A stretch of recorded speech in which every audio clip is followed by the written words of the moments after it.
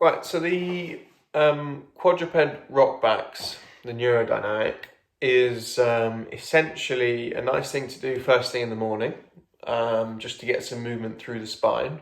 So you can imagine if you sleep all night, stay in one position, then and we've got an area of the body that the brain is quite concerned about. As soon as you come to move it, then you're going to be feeling pain, you're going to be feeling stiffness, so on and so forth.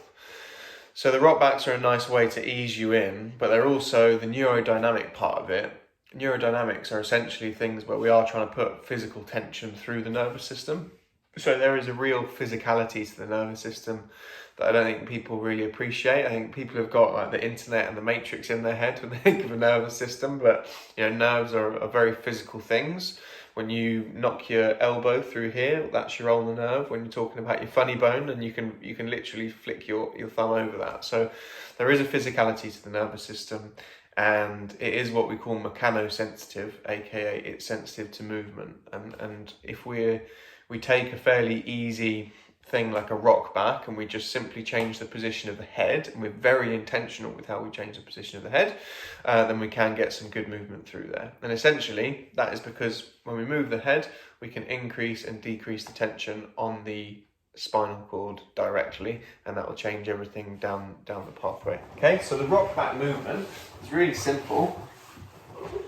It's literally just almost squatting, starting in a quadruped position and taking your hips into flexion and extension. And when you first start doing this, it's going to be really kind of raw and stiff in the mornings. That. And then what we want to do to get the kind of spinal cord involved is, as you rock backwards, I want you to tuck your chin. And as you come forward, I want you to look up towards the ceiling, yeah? Tuck your chin.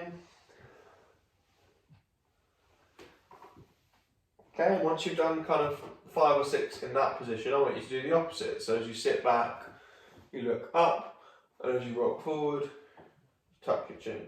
Sit back, look up, forward, tuck your chin. Okay, so essentially what we're doing when we do those is we're creating more tension at one end of the spinal cord and relaxation at the other, and then vice versa.